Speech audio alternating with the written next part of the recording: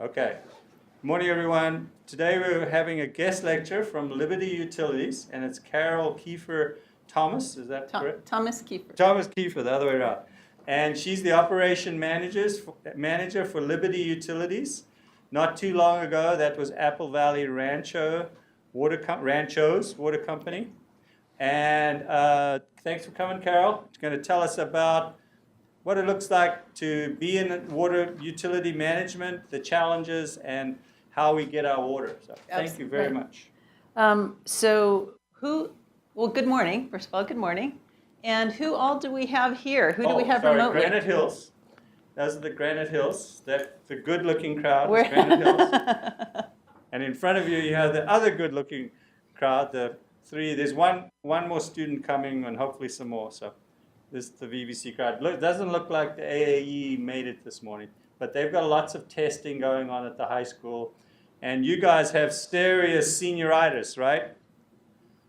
That crowd over there, they just can't. I was there yesterday. Can't wait to get out of town.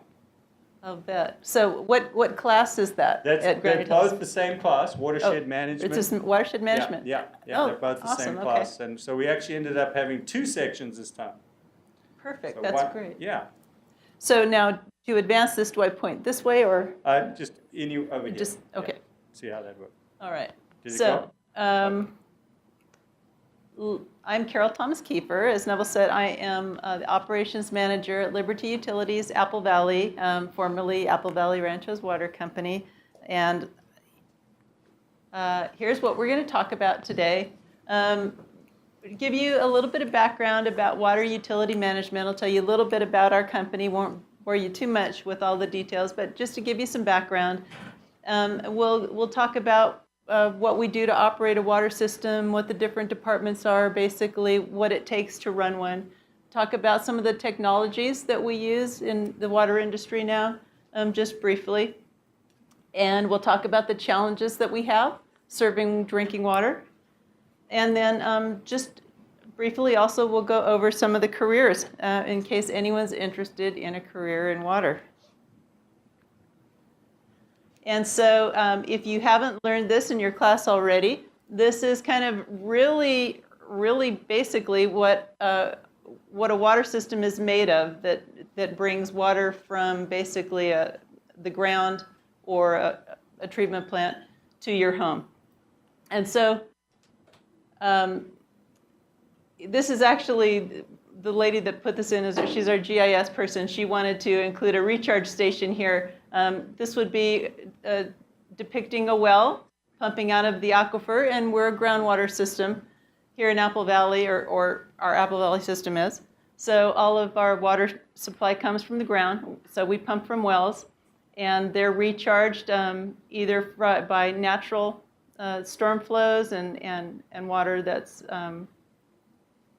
captured and spread in the Mojave River, or water that's imported by Mojave Water Agency and spread in the river, supplemental water. So we operate the wells, and with each well is a disinfection unit. And this is basically, it's usually some sort of chlorination facility, and it's there to disinfect the water just to make sure there's no pathogens, no bacteria before the water is sent to you to consume. We have tanks, so we can store water for times of high demand. We have different types of mains. This would be called a transmission main, basically because there's no services off of it. It's just moving water from one location to another, from our pumping facility to a tank, or from a tank to a distribution system.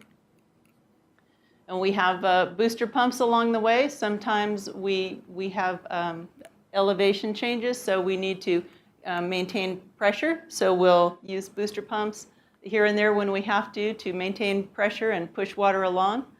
From transmission mains, water goes into distribution mains, and those are smaller lines, usually the lines along streets, and they have service lines off of them, just like this right here. That would be a service line. And it goes from the distribution line, and it ends at the meter, which serves our customer, which would either be your house or a business. And we have hydrants.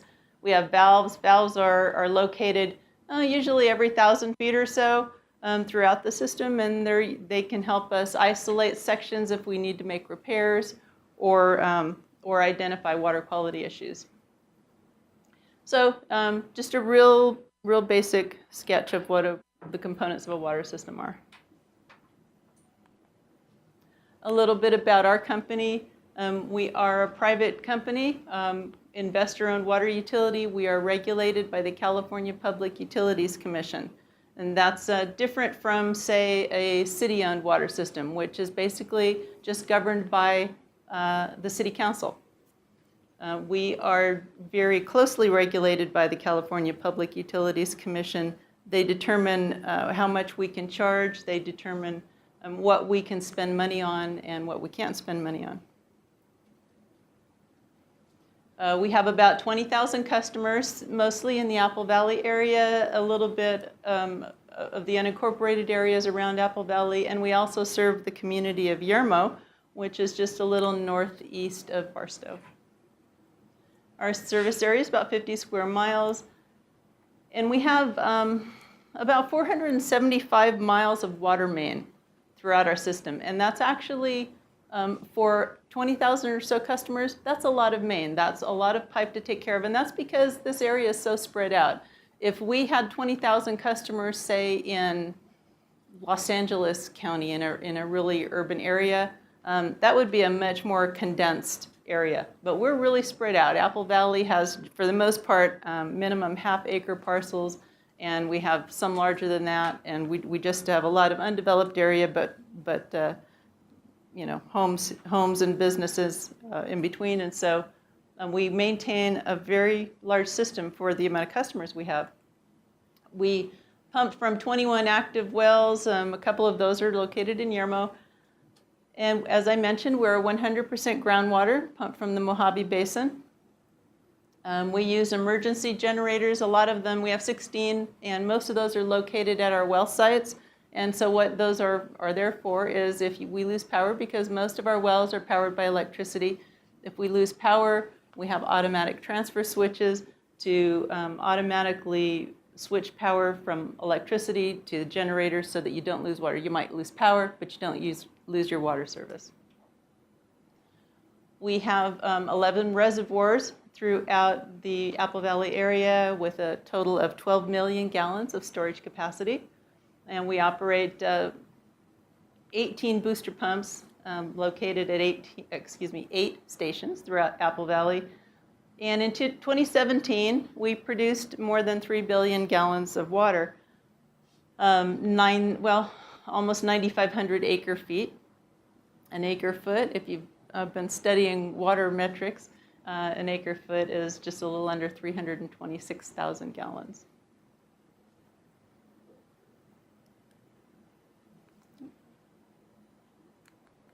There we go. Yeah, wrong one.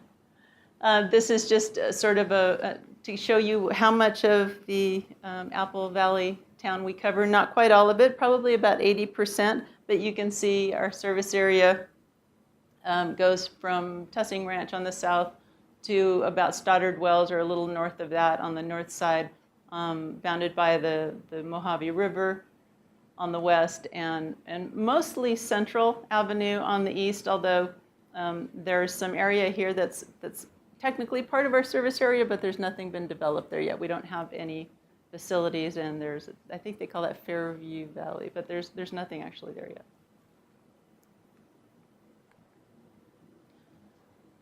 Generally speaking, these are the departments that make up our organization. This was a little more applicable back when we were Apple Valley Ranchos. We're part of a much larger corporation now, Liberty Utilities, and we operate a little bit differently because of that. We're not just a self-contained organization. We have corporate folks that we report to, and also that provide services to us. But for the most part, we do have a general manager at our location. We have some admin folks and a human resources person, operations, engineering, finance, customer service. We have safety and risk management. Safety is a really important aspect of our organization. We want to make sure that none of our workers are injured on the job. You know, we have a lot of people that work in the street, that work in trenches, So we want to make sure that we focus on safety. Every day, every week, we have safety tailgates, we have safety training, all because we want all of our folks to go home the same way they come to work, basically. And we have folks that work on rates and specifically with the California Public Utilities Commission. Now, I also put this in this way because not just because I'm the operations manager, and operations to me is the most important, but because operations does represent probably half of our organization, personnel-wise, and probably more of that when you think in terms of what we actually do, our core services, our revenue. And so operations is really a collection of more departments. So operations is production, and those are the folks that operate the wells and the booster pumps and the reservoirs. They handle our SCADA controls. They maintain our facilities. They make sure that we're in compliance with drinking water regulations and other environmental compliance issues. They perform maintenance on our facilities. But we also have folks who work on leak repairs. That's our transmission and distribution department. In Apple Valley, if you've been around Apple Valley very much, you know we do have a lot of leaks. Our system is an old aging system. We've been replacing main now as much as we can for quite a few years. I'll tell you, 10 years ago we had probably 10 times as many leaks as we have now, and we still have a lot. But the only way we can get around that is to replace it. And I'll talk a little bit about that later. But right now, leak repair and emergency main and service line replacements is an important activity in our organization. We also have field service. Those are folks that do meter reading. They'll do water audits. They'll come out and check for leaks if you think that you might have a leak, you have a particularly high bill. We handle the fleet and warehouse and inventory. So all of those functions fall under operations. And just some interesting photos of leaks, fixing leaks. Sometimes there's that much pressure and they do actually just shoot up right out of the ground like that. Here's a repair in place.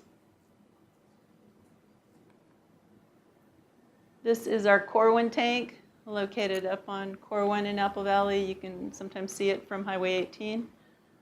And this is the inside of one of our well facilities. This would be the well, the discharge head here, and the discharge pipe.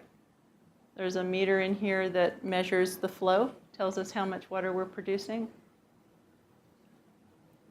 Where's the well site for that tank? That tank's like right up behind my house.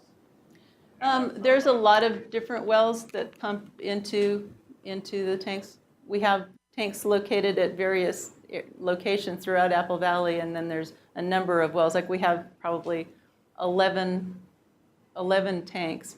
Some of them are like Hilltop there's 2 tanks at one side, but we have a number of wells that pump into each tank, and so they're located in different places and not necessarily right next to the tank. Yeah, no, it's quite a bit higher than everything else. Mm-hmm. So I was just And that gives us the benefit of gravity when we're distributing the water. Water pressure's great. Yeah. Sometimes we have to regulate it. It's a little too great. Water quality is something else that our production department handles. This is our water quality specialist, and he's literally taking a sample from the well. We take samples from our distribution system. Throughout our distribution system every week, we take samples from our wells every month, and we test for everything that our state health department requires us to test for. There's bacteriological samples. There's a host of primary and secondary contaminants that we have to test for, and some of those are done monthly, some of them are done quarterly, some of them are done annually or every 3 years. They're all on different schedules depending on what the health department has determined we could be vulnerable for and we should be looking for. Meter reading. Here is he's actually the supervisor of that department, but he's changing a meter. This is what meters look like when they're not in the ground. And they actually use laptops to read meters now. And I'll talk about that in just a second too. But these particular ones they're called AMR, automatic meter reading meters, because they send out a signal. They've got a little transmitter on them, and they send out a signal. It's not a very strong signal, so we have to we take the laptop in the truck and drive by and can pick it up. Another department, not operations, just to give you an idea of what else we do there. We have engineering, and they do our capital facilities planning. Very important to identify what mains need to be replaced, if we need to start looking for new storage tanks, help us plan for new wells, new sources of supply. They handle our mapping, and when we do have new construction, they handle the construction management, or they might contract it out. And these are just the other departments that we have, and kind of basically their functions, finance, typical billing, accounts receivable, payable, payroll, asset management. Actually, that's a little outdated. That's part of engineering right now, asset management. And that's basically tracking all of our facilities, basically down to valves and length of pipe and components of a well. It's basically tracking and managing all of the assets that we have in the ground or in our system.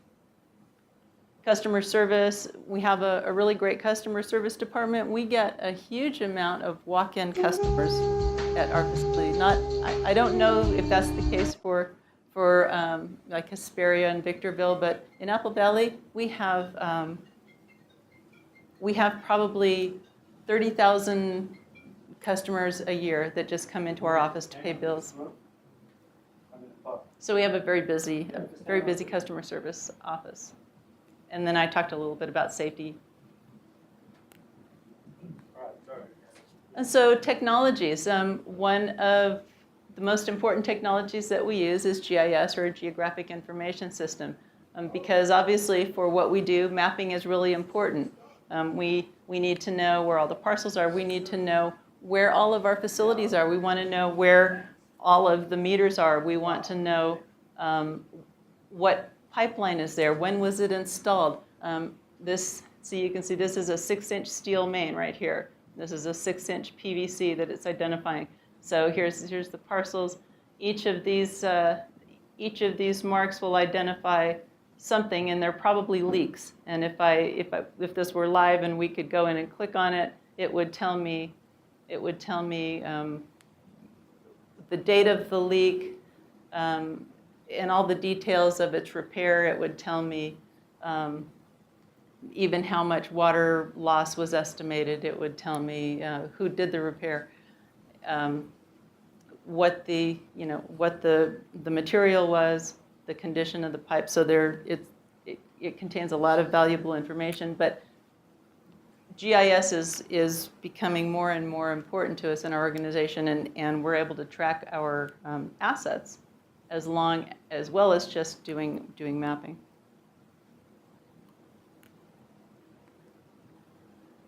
SCADA, another really important technology in our organization, because this is what we use to be able to see how our system is doing. We have reservoirs. It's showing us water levels at all of our reservoirs here. It's showing us wells. It can tell us which wells are on, which are off. It tells us how much water they're pumping, what the pumping rate is. We can turn them on. We can turn them off. It's basically we're able to monitor and control our entire water system from either our office or from computers, from laptops for the folks that are on call. Years ago it wasn't like this. Years ago, years ago we used to have graphs, charts on the wall with pens that recorded water flow and changes, and our operators would actually have to look at those charts and see where the pens made changes to try to see what had happened, where the flows changed and how much. And here it's all computer. And then when something happened, when they saw it on the wall, then they'd have to drive out to the facility and check it out, try to troubleshoot, see what was wrong. But through SCADA, we're able to make the changes here. We're able to get the alerts. It sends us alerts. It will actually call our operators automatically and tell them when something is wrong, what's wrong. High level, low level, there's not enough water in this, because we'll set parameters for it to notify us to set alarms. So if a reservoir gets too low for some reason, it'll send an alert to the production folks so that they can check it out. They can find out what's wrong, and they can log on and they can make changes right there. Obviously, sometimes they do need to go out. They need to manually fix things, but the SCADA system is just a huge help in operating our water system, especially from the old days, and that's when I'm from, the old days. Again, back to meters. The meters that we use right now are the AMR, the automatic meter reading, where we have to drive through and we can pick them up. Just driving through the neighborhood, we can pick up the meter reads. What we're hoping to move to within the next, 5 to 10 years is AMI, advanced metering infrastructure, and those are smart meters. Those are the ones that will broadcast their read to a tower, and we can just collect it without having to go out and do it. We can just collect the data. Customers can eventually log on, or maybe even have an app on their phone so that they can check their usage if they want to. I know a lot of electrical companies, Edison is using that already. Water is a little late. Water industry in general is a little late in going to AMI, but we're all moving toward it. It's a big investment. It's a lot of money to be able to, to have to change things out like that. But we're hoping to do it within the next 5 to 10 years. And it does take time. It's not something that we can easily just change out all at once. It's very expensive and it's time consuming. So, and we have to get permission from the PUC to do it. Other technologies in use in water, some we use, some we don't use, but other water utilities do.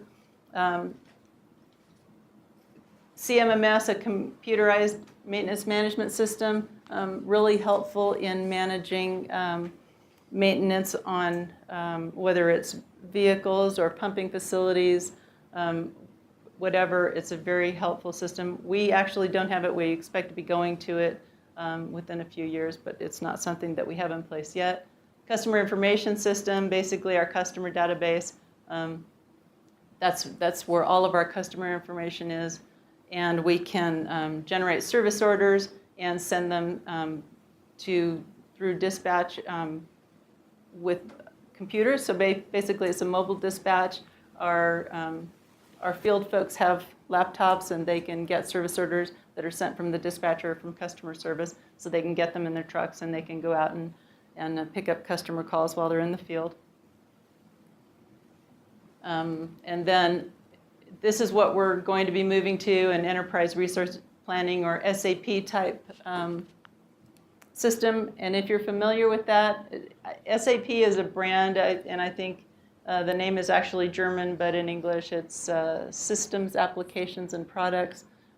But it's basically just an amazing database of all of your information, and it integrates it for all of your different uses, whether it's customer service or engineering, GIS, maintenance. It integrates all of your information and makes it available to all of the different aspects of your organization. So a pretty amazing technology, actually. And that's something, again, that Liberty is working on, and there are other companies that have it in place already. So what about challenges? And we have a lot of them, a lot of challenges in water distribution.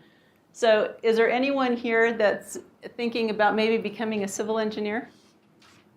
someone who plans, public works, wants to build highways or bridges or water systems, or so they have an industry organization, and it's called the American Society of Civil Engineers. And every 4 years, ASCE looks at infrastructure in this country, and they issue a report card. And in 2017, same as in 2013, they gave a D to water infrastructure in this country. Overall, and I have to say, they look at probably 16 different categories of infrastructure throughout the country, all types of things: aviation, roads, bridges, levees, wastewater, water. I don't remember all of them, but they look at 16 different categories, and they rate each of them on a report card style basis. The overall average of all of them was a D+, so water wasn't particularly lower than any of the others. Excuse me. But they did give water systems in general a D rating. And what they look at is, there's about 1 million miles, they estimate, of water main throughout the country used for drinking water. And there's probably close to 250,000 leaks a year. And they look at the age of all of that main, and they look at how much money is put into replacing it and how much is actually replaced every year. And they say, no, we're just not doing enough. In general, water systems are not doing enough to keep them up. They're just not, the water systems are not in really good shape.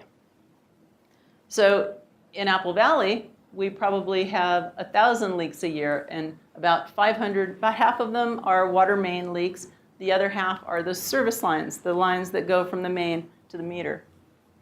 That's a lot of leaks.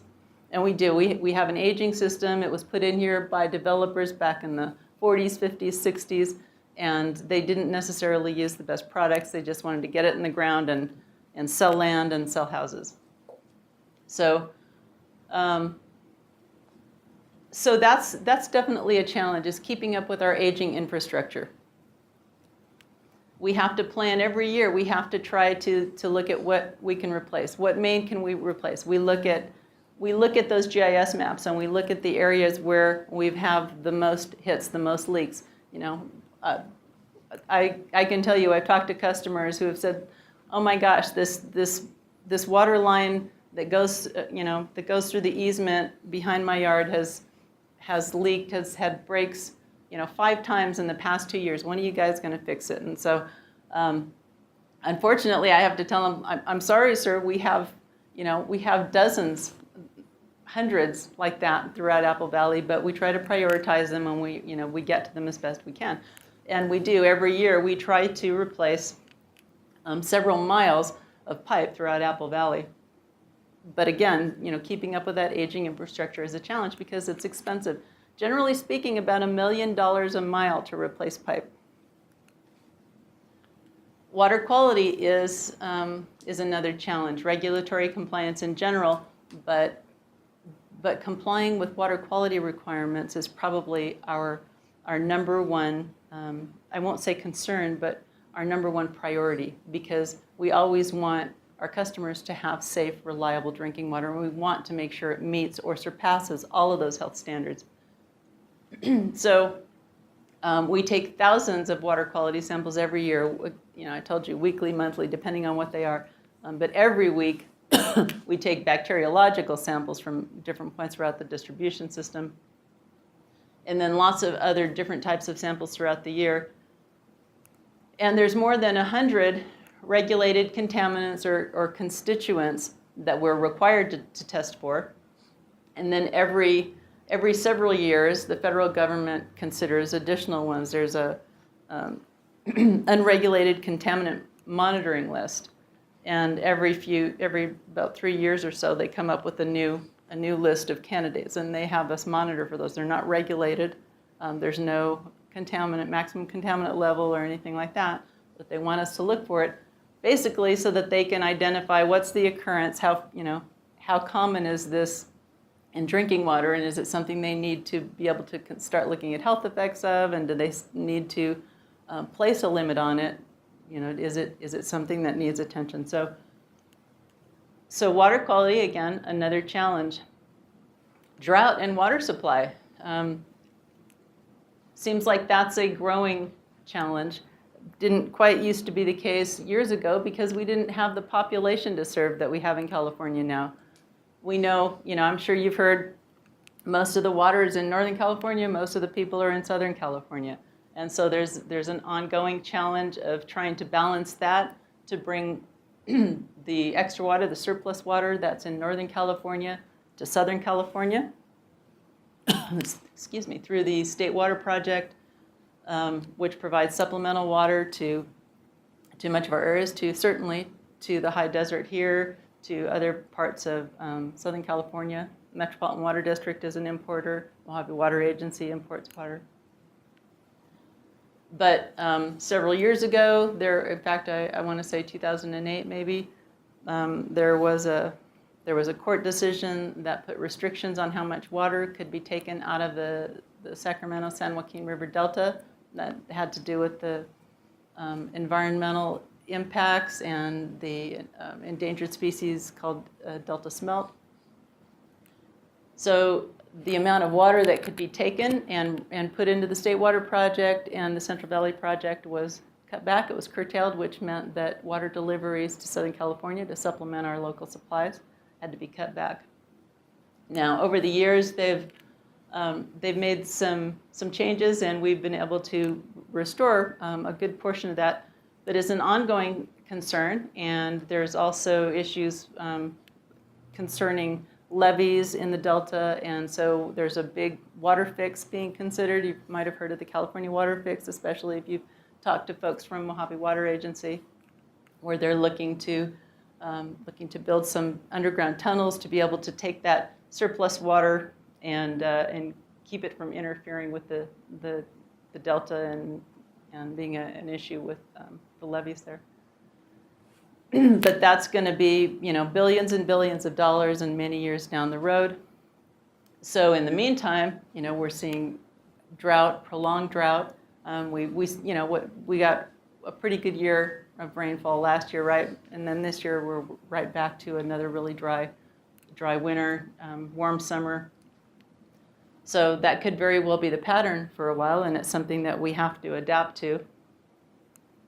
And that means that the government also wants to force us to adapt, and they put restrictions on water use, and we saw that in 2015 when there were, the governor issued a requirement, a mandate for a 25% overall statewide reduction in urban water use or potable water use. So we all had to cut back. In fact, we had specifically different amounts based on our water use in our areas, but I think the high desert still had basically anywhere from 28 to 36% requirements to cut back. So it was quite a bit, and I think we can probably see those coming again if we continue to see more drought conditions. So another supply is another challenge is dealing with the supply considerations, and then the environmental concerns is just all part of that with issues in the Delta and how government wants us to respond as far as water supply and how much water we can use. And so then the bottom line is the cost of water, and how do we balance that? How much can we reasonably charge for water that people drink, but they not only drink it, they water their lawns and they flush their toilets, because we don't have dual systems, right, in homes. We don't have a recycled water system and a potable water system in your homes. So all of that comes from the same place, and it has to be safe for you to drink. First and foremost, it has to be safe for you to drink. So, and it also has to be reliable. When you turn on the tap, it has to be there. So we have to be able to balance that. We need to include those costs of improvements. We need to replace that aging infrastructure. We need to make sure your water is safe to drink. We need to meet all of those health department requirements and monitoring requirements. We need to add treatment if necessary to meet those standards. And we need to cut back or require that you cut back if the government tells us that we need to do that. And then all of that goes into the bill, right? All of that has to be balanced in what the price of water is. So Another big challenge. Okay, and so finally, if anyone's thinking that water might be a good business to go into, you might be rethinking that after hearing about all the challenges that we have. But it is interesting and it's fun and it can be really, really rewarding. And we have all types of career opportunities, all types of lines of work and different types of professionals, engineers, draftsmen, GIS techs. We have construction inspectors and water quality technicians, electricians, mechanics, environmental and regulatory compliance specialists. Those are hard to come by too. So another much needed area in our business. And of course, we always need the accountants and the IT folks. Just like in any business, we need folks in human resources. I told you about safety. So safety professionals, big in water. We always need good customer service people and good field service representatives. Water conservation is a great area to get into. Community relations and of course administration. So there's all types of opportunities if you'd like to consider a career in the water business. And as far as education, there's a lot of flexibility there, lots of opportunities, different areas for your majors, for your areas of study, whether it's engineering. Engineering is probably the number one background that you can have for being in water, especially at higher levels, management. They love for you to be an engineer. I'm not, by the way. But engineering, science, biology, chemistry, environmental science, and then any of the other supporting roles, business management, finance, computers, IT, construction management. So there's so many opportunities, and I hope you'll all be considering at least one of those. And, where should you begin? Well, here, you're off to a great start taking this type of a class. Also think about your water technology classes. I understand that might be something that the college is going to be offering soon. Excited about that. I actually have a meeting with the VP today, talking about getting some help to develop that certificate. So. Excellent. So what our operators do, anyone who works for a water system, who works in the field or deals with that, including me, needs to be a certified distribution operator or a certified treatment operator. So we take these water technology classes, either distribution or treatment, at places as soon, such as this. And then we take the state exam. They have exams anywhere from grade 1 to grade 5 being the highest. And but that's a great place to start. If you go in and get your grade 1, anyone could take a grade 1 exam. You don't have to take a class, but for grade 2 and up, you have to. There are education requirements and time on the job for 3 and up. But anyone can get a grade 1. But that's a great way to start because I know for water folks, they love to see certified people who've taken the initiative to go out and get their certs. So great place to start. And that's it. Do I have any questions? Yes. So part of me is a societal ethical. Hopefully, it kind of goes in with the customer interaction, serving your general community. When you see it, so since you've been in the business for a while, how I don't want to say difficult, but what are the challenges in catering towards a community like that of Apple Valley? Like a lot of folks like to think of Apple Valley and the high desert in general as like a diet Appalachia, where you get very strong-minded people that have a lot of values, have a lot of personal ties to the land, and water naturally lends itself to a certain amount of anxiety. So I can imagine folks that your customer base can get really heated fairly easy over their availability or limitations or restrictions. So how do y'all how is the process of dealing with that unique complexity with the community? How do you go about doing that? It's not easy. That's a great question and a great observation, and it's not easy. Apple Valley came about, as I said, through developers, and basically back in the 40s, 50s, 60s, they subsidized the water rate to encourage people to have these nice houses on big lots and to water them as much as they wanted and have lots of big green lawns and huge lush trees and landscapes. And especially within the past few years, we've had to say, we're sorry, it's not up to us, it's not our decision, but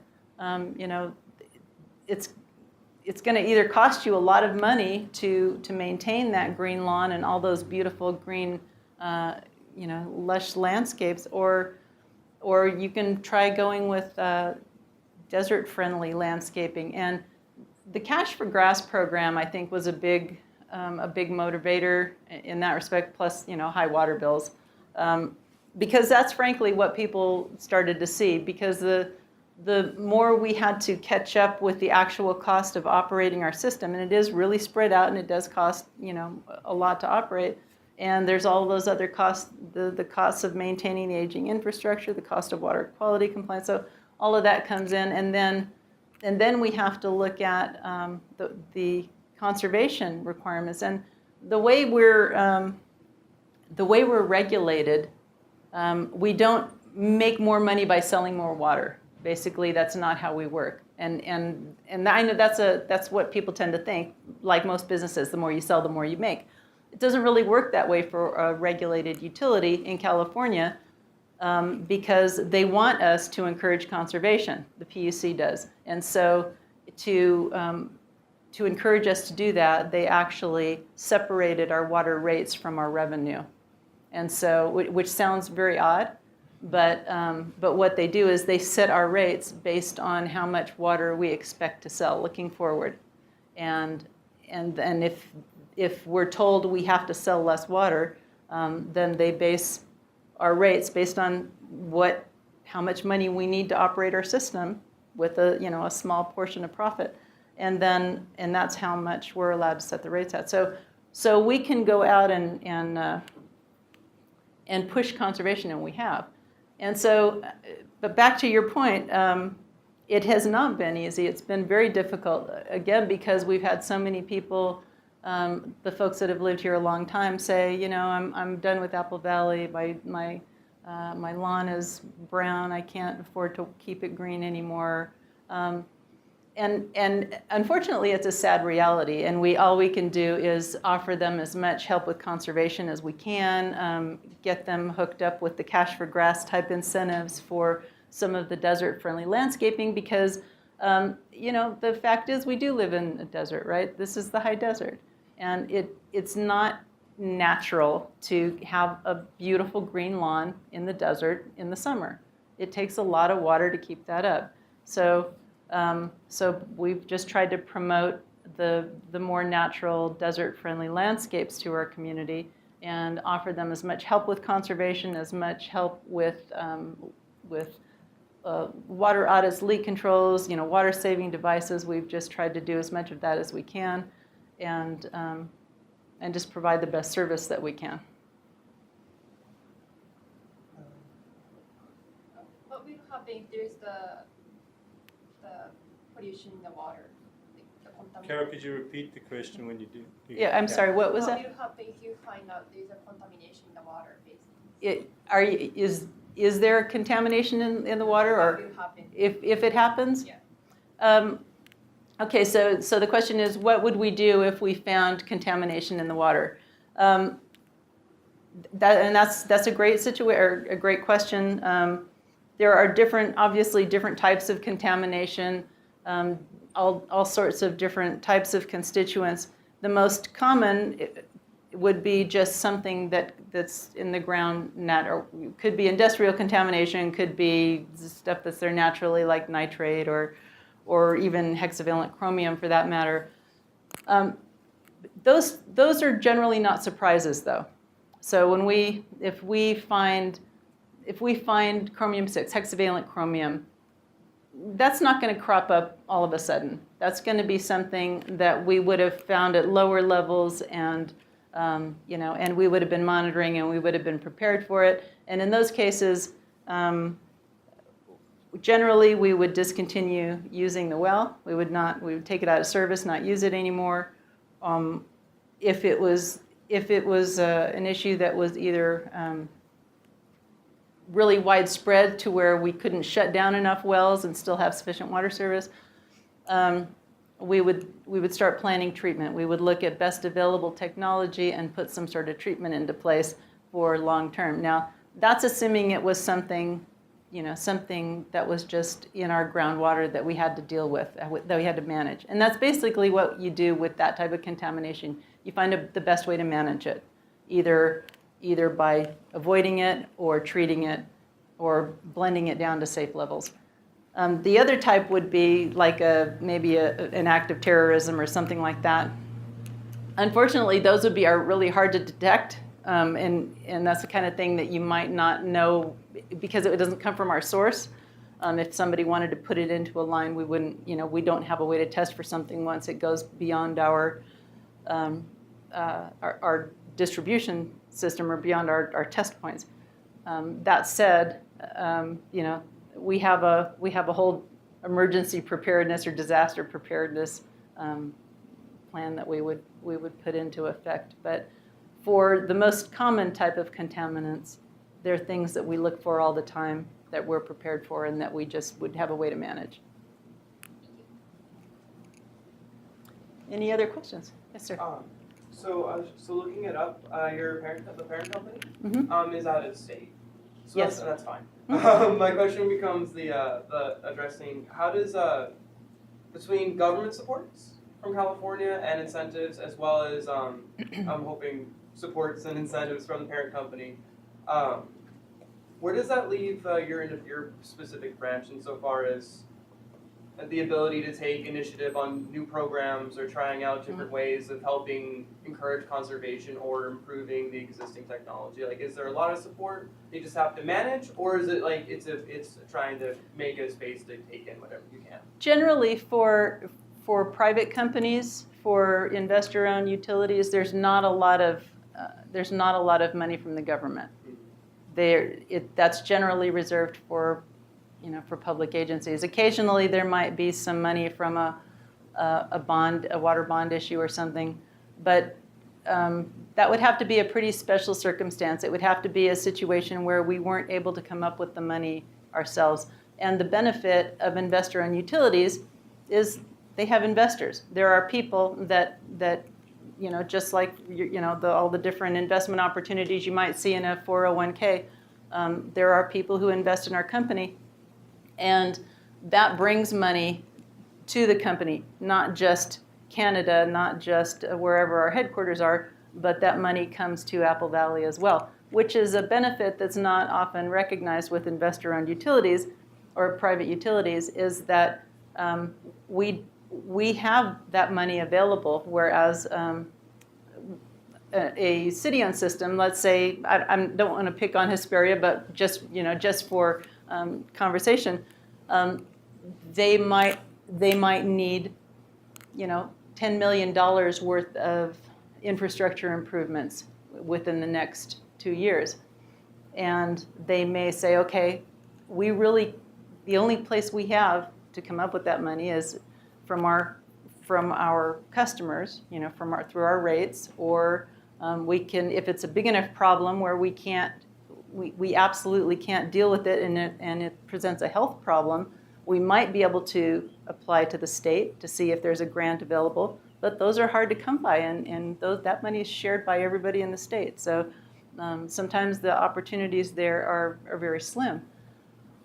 Or they might have to just go out and borrow the money. So their opportunities to bring in that kind of money for investments in their system are not as secure as in a investor-owned utility, just because that's our benefit, is having those investors who are putting money into our system, putting money into Apple Valley. And it doesn't really matter whether our headquarters are in Toronto, Canada, or New York, or New Jersey, or Sacramento, for that matter. The fact is, money still comes back to Apple Valley to be invested into our system, so that our ratepayers don't bear the brunt of having to put all of that money in at once. they're basically just paying a portion of the return on that investment, which is, you know, what you like to see as an investor, right? If you're putting money into a company, if you're investing in its stock, if you're buying shares, you're hoping that you get a decent return, and that's the kind of company that this is.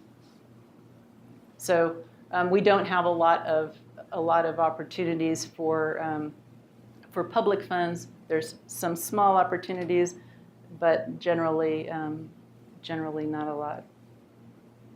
And just to follow up, so then the comfort was that the parent company, made the investment knowing full well that it might be a little tenuous given California's tendency towards like higher regulation or more micromanaging of individual areas, especially when it comes to water management. Like that wasn't a problem from the get-go, so it's not a problem now. So. Right, it's not, and we also have the benefit of a Public Utilities Commission that basically is forward-looking instead of looking in arrears. So we have every 3 years we go to the PUC to plan our rates, and we tell them this is what we need.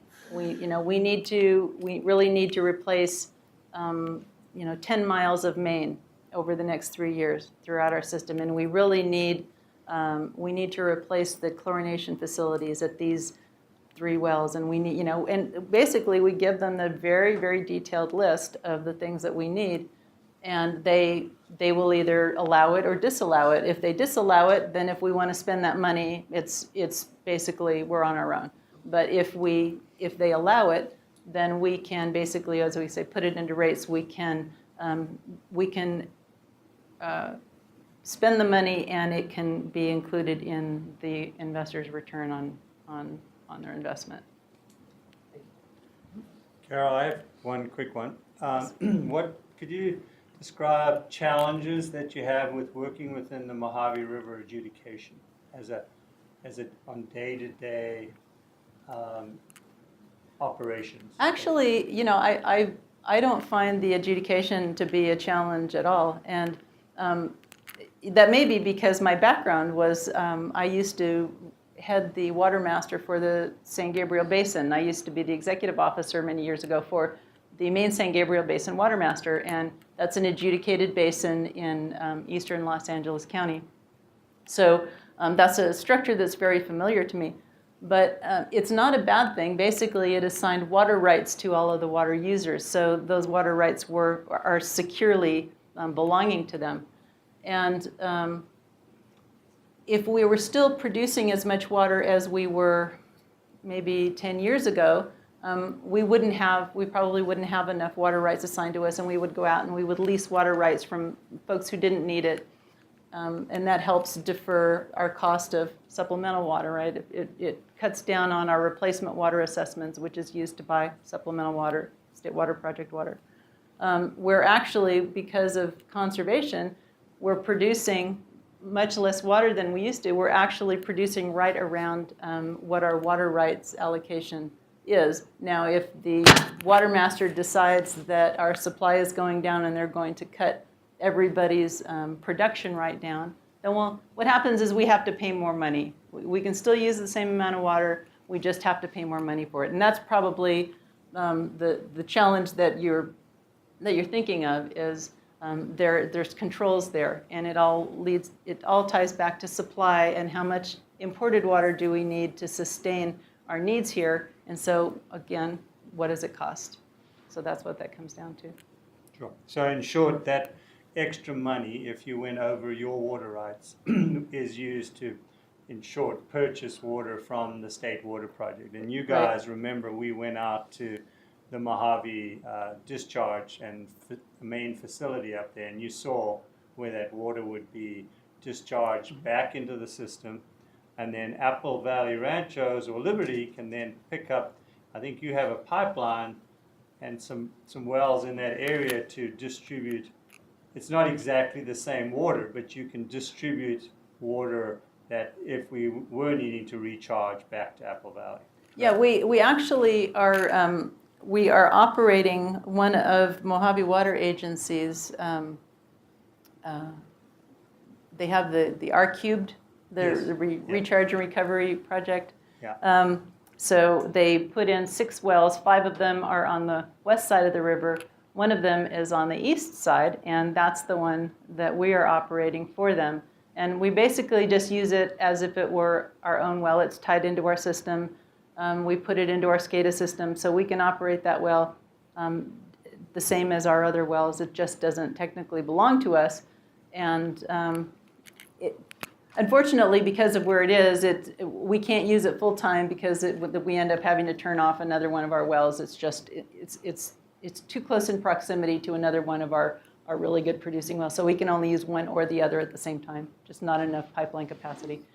But we have an agreement, and so we can operate that well for them. And what that does is helps them move some of the water that they've recharged out and into use. And I think Victorville takes some of that water from the pipeline that MWA operates on the east side. Thanks. I want to ask, because I'm curious now. You mentioned when you're going to the commission to try and hash out details of how to raise rates and go about things accordingly and maintenance and everything that goes in with it. Mm-hmm. You mentioned that you have to factor in projected development. Yes. So when it comes between your agency and the city of Apple Valley, and their own independent wants and desires for growth, Mm-hmm. that with projects like the Tapestry, I don't know if it's close enough to be a concern for your area, or if it like falls in that Venn diagram of like space close enough to maybe start worrying if like future development's going to start exceeding its original limits. Mm-hmm.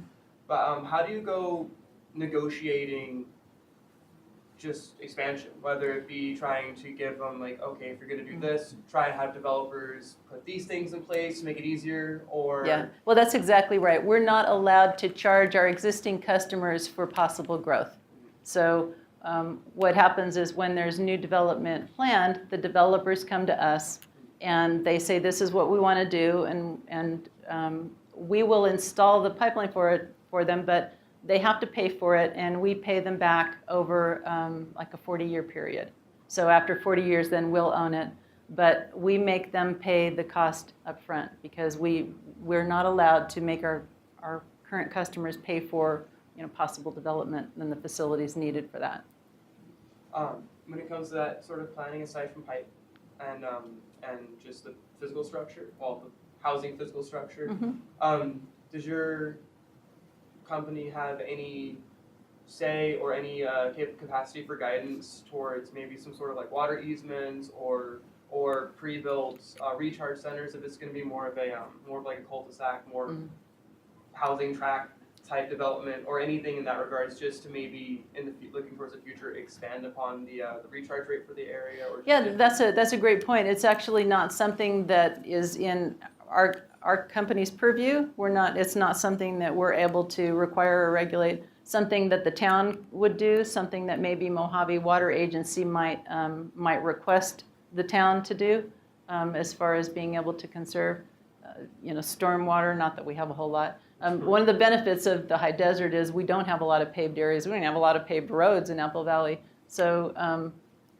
So there's a lot of recharge opportunity just with existing land, where in a more urban area, it all runs off into these lined, flood control channels and goes out to the ocean. But here, we're fortunate in being able to just, because of the way we still are, because it's so open and unpaved, we're able to just collect water as it falls.